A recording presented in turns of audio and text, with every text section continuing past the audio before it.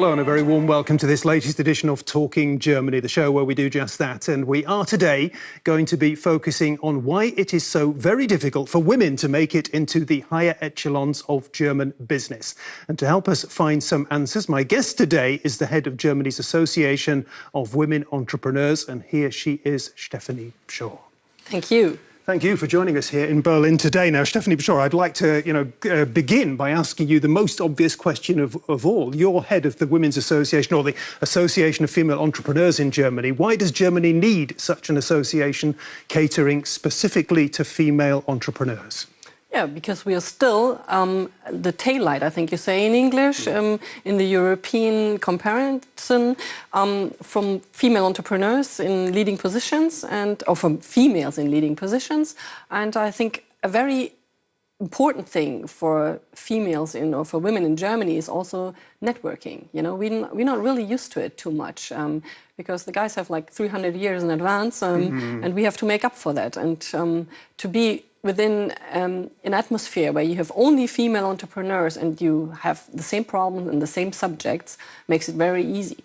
Yeah, and I mean, you talked about the problem immediately there that we're going to be focusing on today. In Germany, when you go into the internet, when you anecdotally in the media, one of the biggest problems is the glass ceiling. We often hear about Germany and the glass ceiling. They go almost hand in hand, for women at least. And this glass ceiling in Germany, it's very hard, it's very low, and it's very thick. Yeah? How does it feel for women here in Germany to be hitting their head against that glass ceiling all the time? Well, maybe I have to specify here because female entrepreneurs obviously do not have that feeling because they just decided they wanted to be chefs and they did it. And we don't have a glass ceiling, obviously, in our firms because we are, leading them. So I think the problem is with the big, like DAX businesses and the blue chip companies. There you definitely do have it. And why is it that way? I try to find the answer for the past 5 or 10 years. I think a big thing is just the social role models that we have here in Germany. You know, it's still the dad is earning the money and the mummy is tending the kids, which is great. But why is that? Why is it like that in Germany? And we're always hearing about the Scandinavian countries. In Germany, it's very traditional. In the Scandinavian countries, it's so much more progressive. What is the explanation for that? Well, because the next thing is that everybody keeps telling us we're economically a very successful country. Why should we change anything? That's the first thing. And that the next thing is my answer is yeah, it works fine, so we don't really feel the need yet, because maybe the lack of labor is not really has hit the country that badly. And the next explanation, I mean, I don't really have it, but maybe it's the idea to talk in a bad phase in our history that was the Nazi, kind of like role model too, where she didn't work and the guy is working and the housewife is just forming a nice home and being the host. And you're suggesting that there is still something of that model that has not quite been eradicated in Germany, that is still part of German society? I think that we still have, I mean, we are the only country in the world who have that word Rabenmutter, for ladies who decide not only to tend their kids, but also to work. And why is it that way? I mean, these are all the questions I don't really have an answer. It's a word that I have to explain. I mean, it's a very interesting word that for women who do go back to work, as you're saying, very quickly after having a child, people say to them, she's a Rabenmutter, she's not looking after her children properly. And it's very accusatory. It is. It's very negative. It's very negative, yeah. It's not that we have the feeling that we really have to thoroughly think of how little hours of a mother my kid needs and or has to have, and I have so many friends like in France or in the UK where it's completely the other way around. You get looked at if you don't go back to work after you had your child, if I'm right there. But that's what they keep telling me, It's that's how the system works and that's how everybody thinks about it, So that's very different. OK, we're talking about women banging their heads against the glass ceiling. We're talking about women being called Rabenmutter, this German word. We're talking about still a whiff in the air of the way that women were viewed in the dark days of the Nazi regime. In your association, in your circle of friends, how angry do women get about the state of affairs? I think most of us do get angry because it would be great to have just more and more qualified kindergartens, for example, you know, where we have a better ratio between the kids and the educator and the nurse, you know. So that is one point. We think that subject, or a lot of my friends think that subject could, you know, we need more of political engagement there. OK, there's a lot that we can talk about. You've had your first impressions there from Stephanie Bschorr. Here is more. Stephanie Bschorr's hobby is sailing. Whenever she has time, she takes to the water. In this discipline, skill and experience count more than muscle power. It's a strategic sport. It's often said that sailing is chess on the water. If you can think strategically, you have a definite advantage.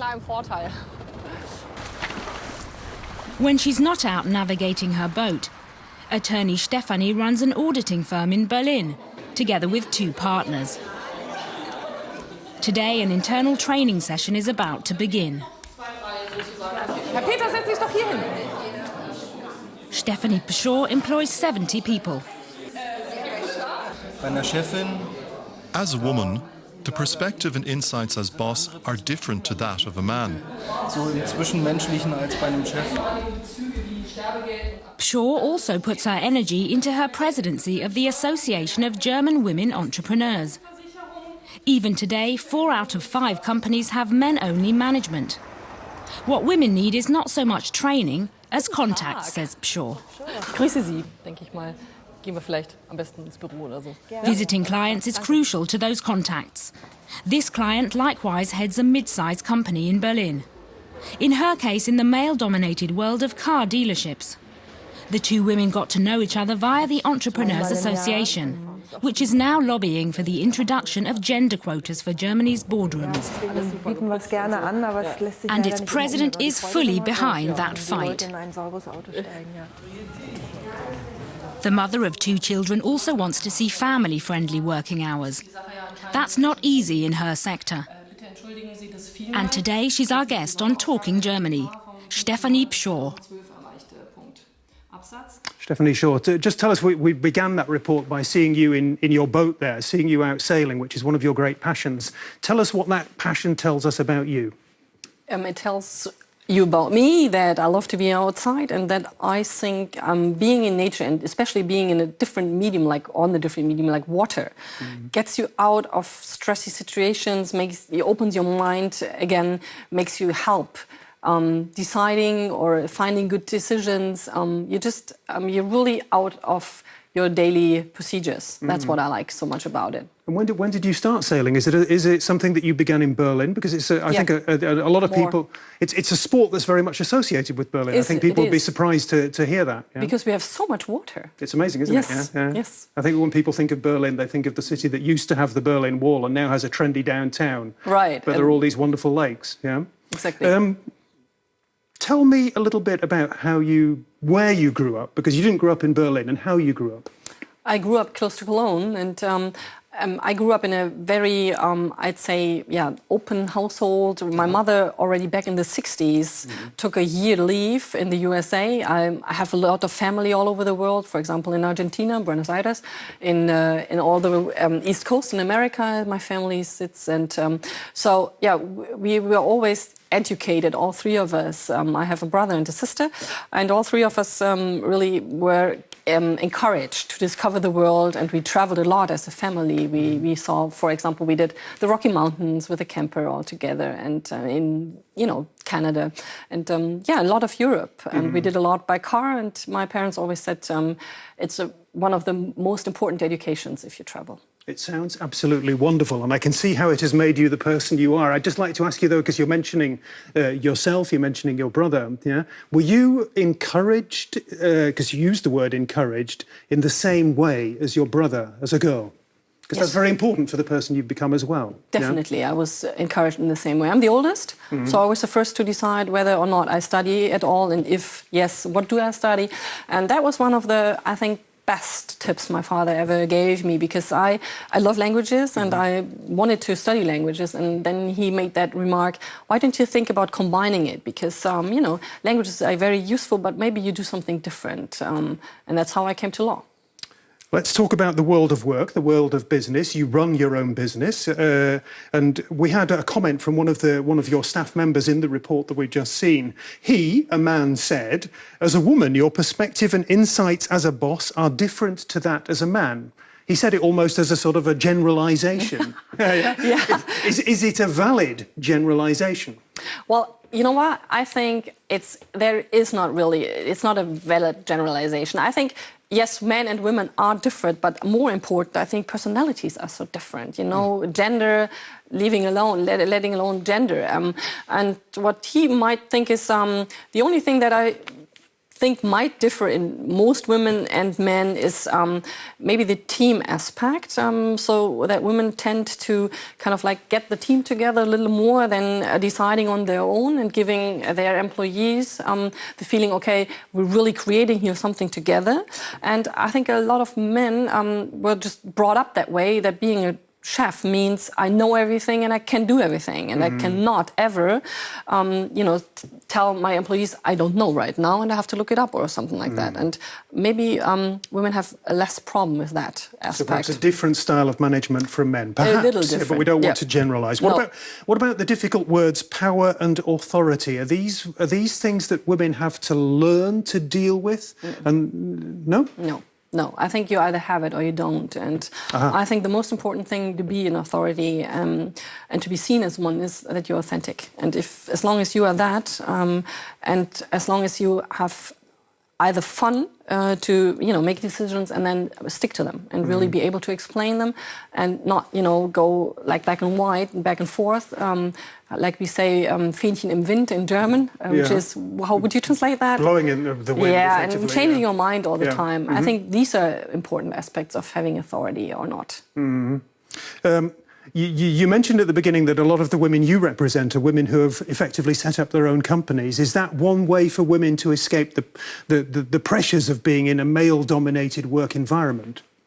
Yeah, maybe it's not an escape, but just another possibility, to fulfill your life dream or the idea of your life, It's completely different, I think, if you're one of, in the management of a blue chip company and you leave after 4 or 7 years, and it doesn't really matter how many people you dismiss within that time. But as an entrepreneur, you have the full responsibility for your employees. You have your own money in that company. It's completely different. It's a completely different form of responsibility. And I think either men or women have to decide if that is the life they want to be leading. And is it more difficult for women to set up their own companies in Germany? I mean, there was the example again in that report of you went down to your bank and you said, I want to take out a loan, and they said, well, let's speak to your husband. Yep. Yeah. How representative is that of the climate? I think it is still pretty representative, but then again, I think the world is changing there. The banks really realized that females are just as well a clientele for them, and an interesting clientele, and that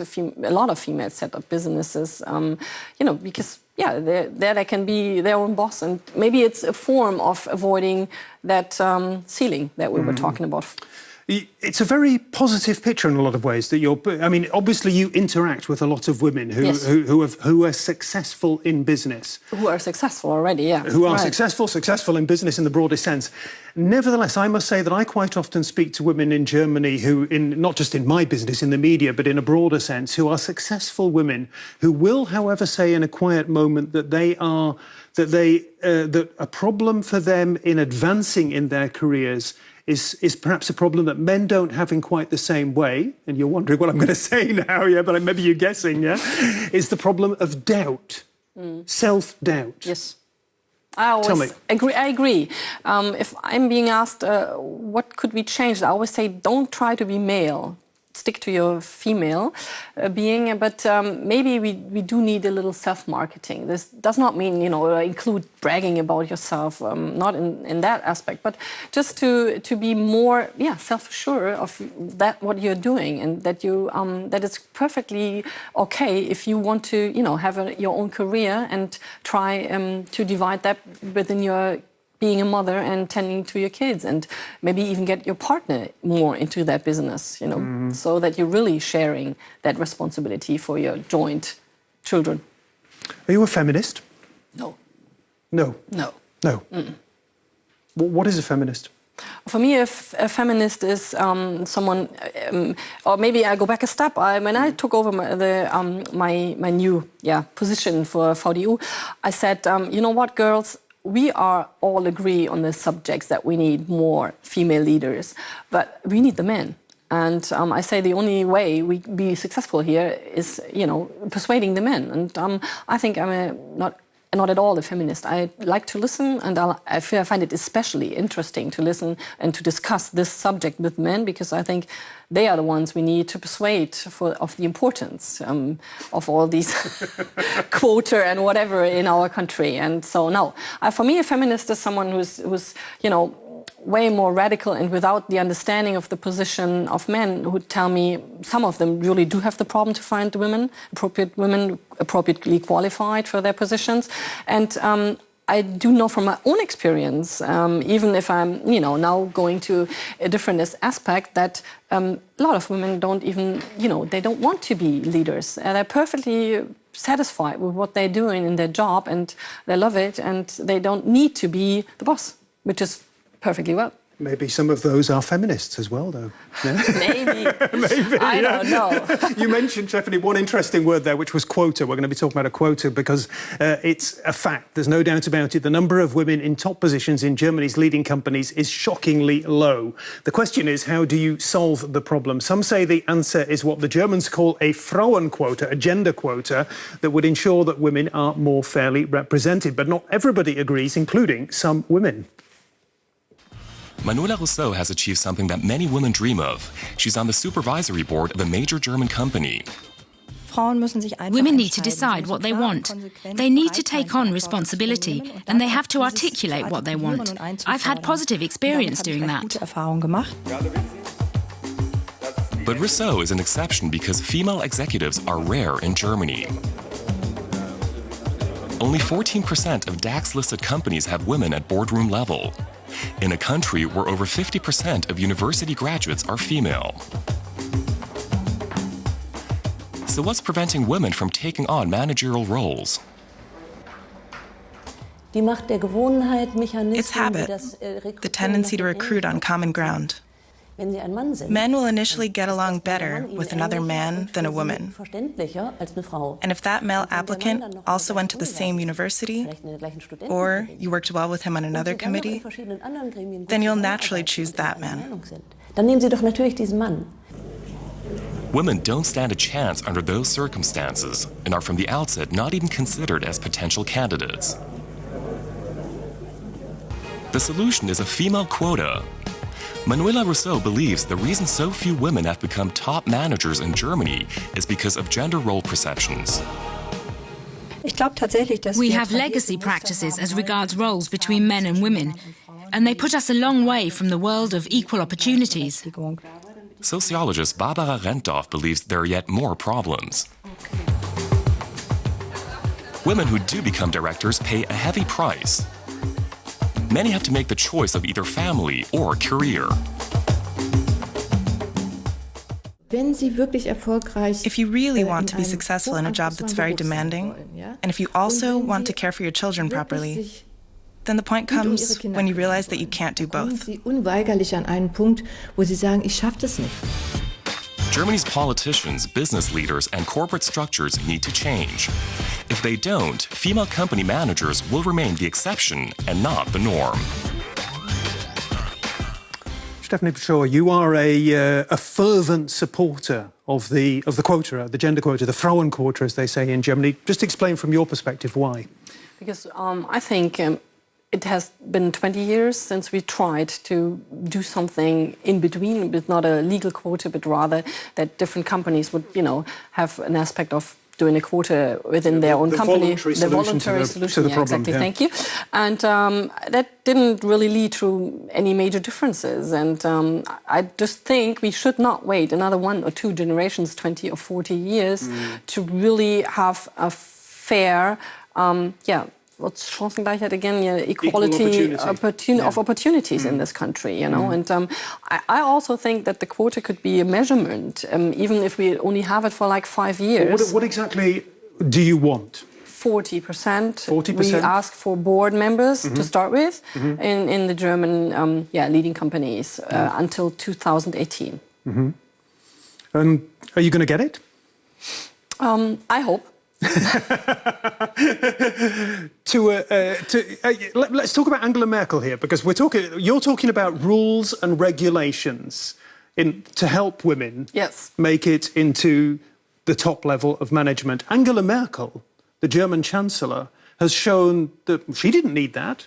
She's gone all the way, and there are other people, other women in politics as well. That's what true. do you say to that? Yeah, but those are the sole role models. They're just the exotic persons. They're the exceptions that prove the rule, maybe. Yes, exactly. And even if you see the companies that are state-owned, Berlin is a very good example. Just a new statistic of Deutsche Institut für Wirtschaftsforschung showed. Yeah. We have a very good quota there, but a lot of other states in Germany, it's terrible. There are a lot of state-owned companies that don't have one female in the board of the decision makers. So, I think politics have to really stomp a hat. Okay. You have met Chancellor Merkel? Yes, I did. Yeah, and I mean, she's very lukewarm, to put it mildly, about the quota. Yeah, you're not. You're a supporter. Did you have a conversation about it? No, honestly, the time was too short. Yeah. But out of 2 or 3 of her remarks when she gave her big speech on our last convention, I think if she was really true, maybe letting politics aside, she would also see that there's an importance. Yeah. And I spoke to Mr. Gauck, our the federal president, right? Yeah. And for 30 minutes, together with 6 other association representatives, and he was completely against the quota and said his daughter also. And after we left, the biggest compliment was that he said, "Well, maybe you really gave me for the first time some very good arguments for it." Oh yeah. Yeah, that's how we left. So, you just need to talk about it. Yeah. But one aspect of the whole debate that we're talking about here that came up in the report, which I think is very, very painful for a lot of women, is that a lot of successful women in Germany, according to the report, and I think it's true from, anecdotally from what I know, a lot of women, to be successful, have foregone the possibility of having children. How much do you talk about that in your association? How big is the phenomenon? I think the most 80%, I'd probably say, of our female entrepreneurs, which are over 1,000 members in Germany now, they do have children. So they both combined it. They all combined it, or most of them combined it. But I think you're right, especially if we come to the leading companies, probably due to working hours and need to travel a lot, which is still very difficult if you have a husband at the same time who might do the same or something comparable. If we had more women in top levels of business and management, would we work less? No.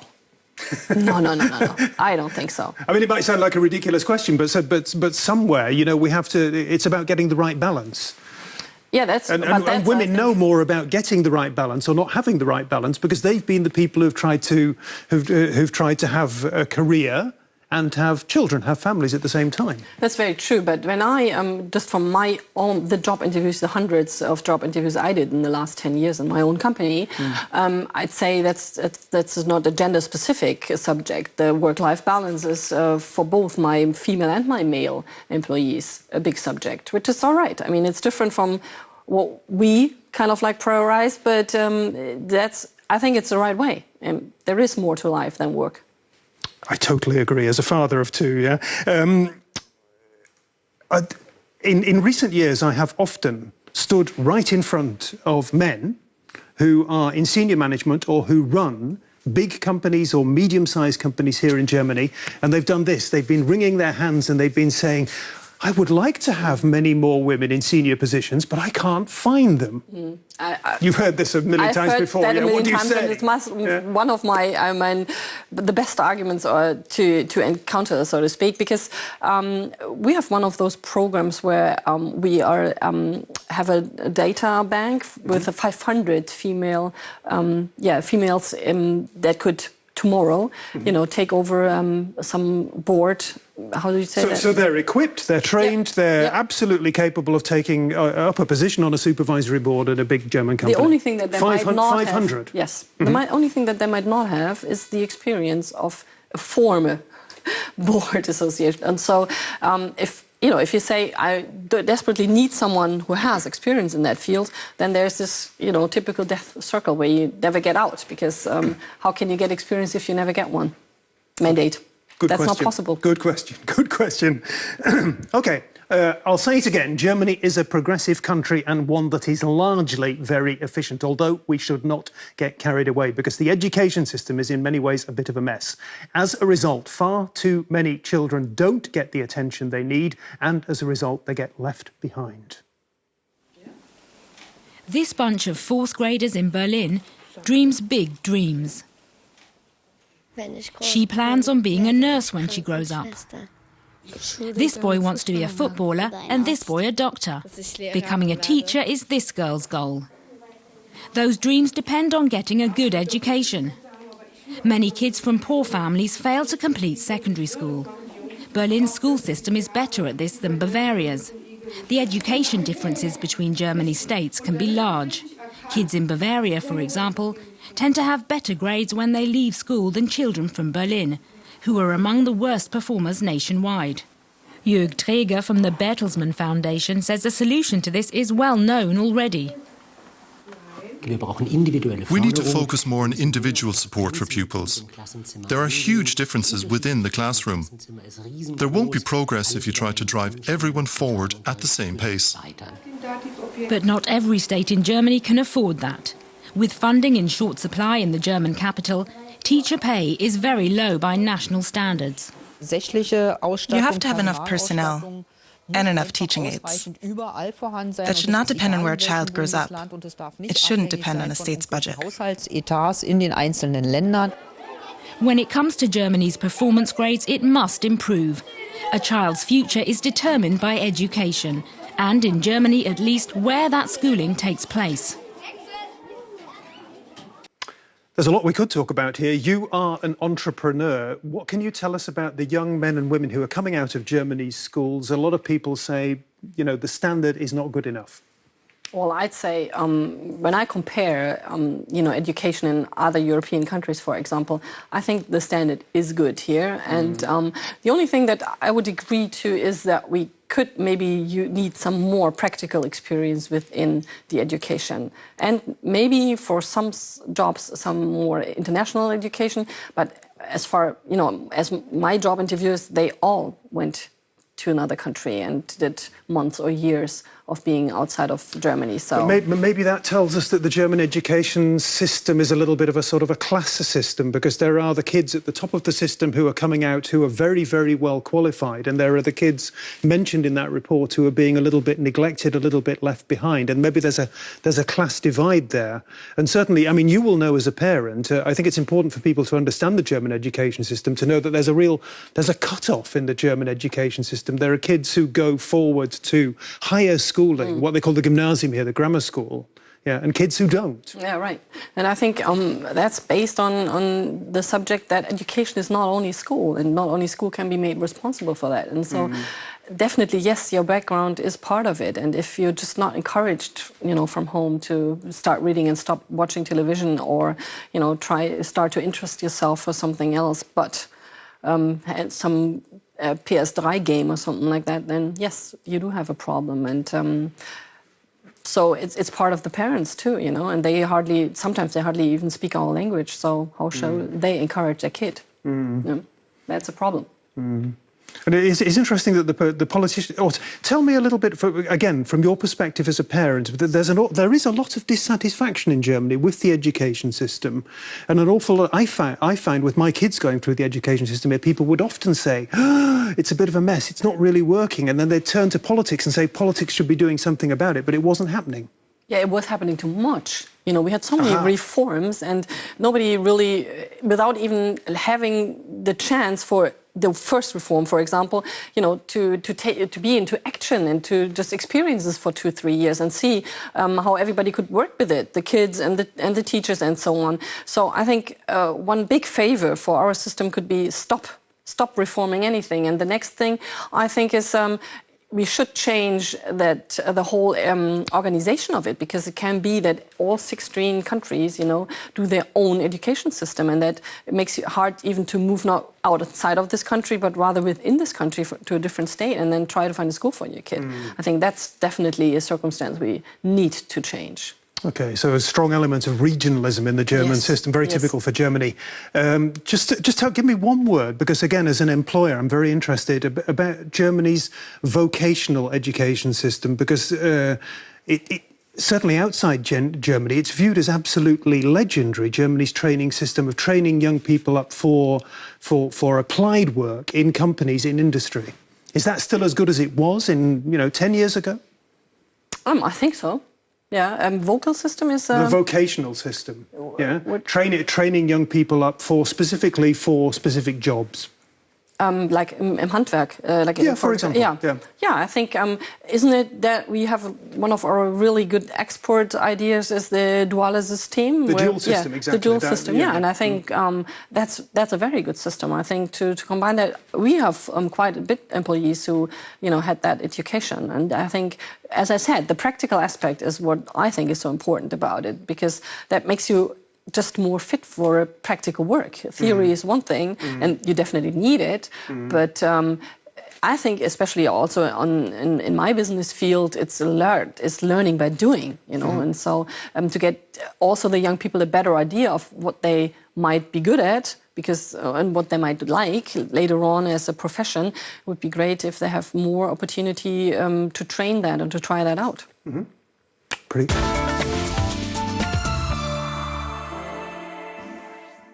That looks like a very nice view. Her office? No, well, her office looks very lovely too, but the view from up on the top of the dome. Have you been up there? Yeah. Certainly. Certainly, yeah. And can you take people up there and allow them to enjoy the view with you? Yeah? You can organise something up there and anywhere in the dome if you want to, but it's very busy. To admit, with all the concerts and everything taking place. Luckily. I must tell you, however, that I'm a little bit sceptical about the dome. I've never really been able to develop a huge amount of enthusiasm for the building, and you're associated with it. Can you win my heart for it? I think first thing you need to know, which I didn't know before I started that position, is that it needs 11,000 euros a day in order to be restored properly and, to stay as a building as it is. And that's a lot of money. And what I also learned is only like 4% come from church taxes from that.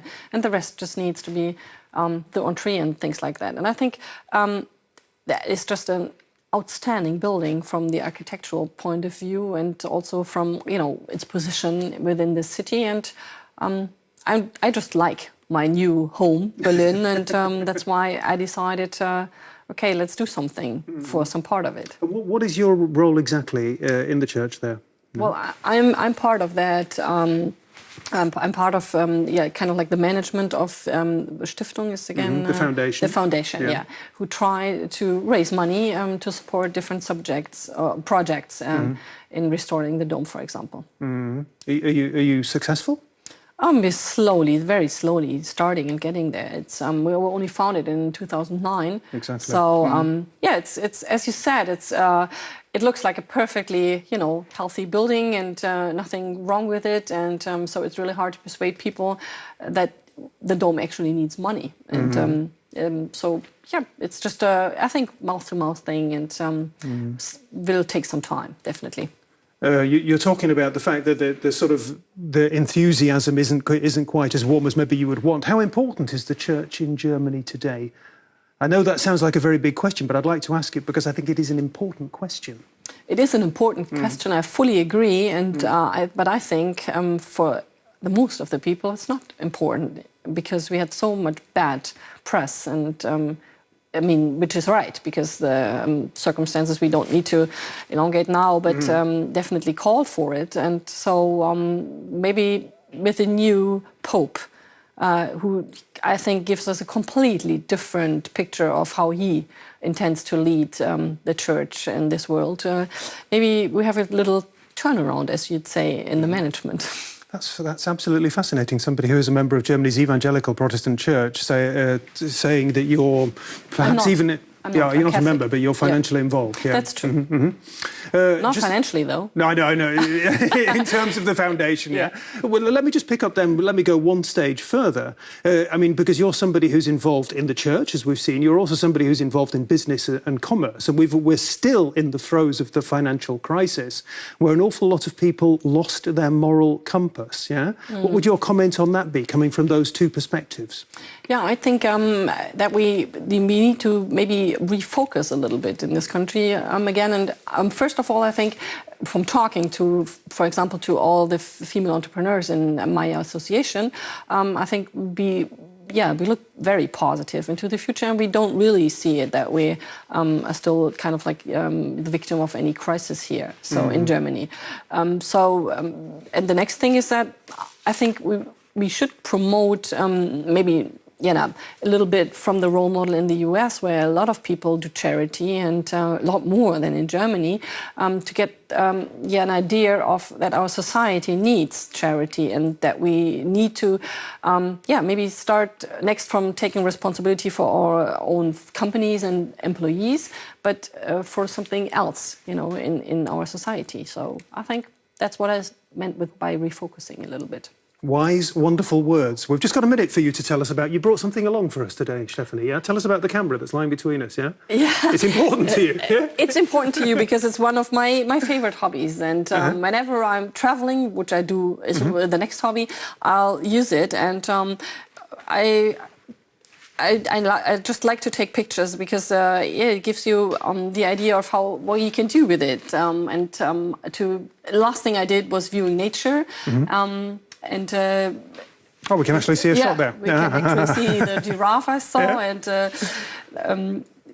it just gives me time to concentrate and to focus on something completely different. For example, that was a great experience too we had with this cheetah here, and I like really to do something very different, way more creative, I'd say, than my daily business. Wonderful. Yeah. Stephanie, we've just got time for a couple of questions on our traditional Talking Germany quiz at the end of the show, yeah? And here's an interesting question for you. After all that has gone before, who's got the better chance in life these days, girls leaving Germany's schools or boys leaving Germany's schools? I would say if I judge maybe the girls' right, from the very objective point of view, they would have very good chances. If not the better ones, but then maybe equal ones. If we manage to make our society fit for that, then they would. Talking of German society on women's issues, is Germany traditional or progressive? Very traditional. Career and children, is it a women's right or too much to expect? It's a woman's right. Absolutely. I think we'll leave it there. Yeah. That's all we have time for today. Stephanie, thanks very much for being our latest guest on Talking Germany. Lots of interesting insights. She's been sharing with us her vision of the world of work and the world of women. If you've enjoyed her company as much as I have, do come back next week. And if you've missed any shows, there's the archive. If you want to find out more, check out my blog on the internet site. Until next week, bye-bye and tschüss.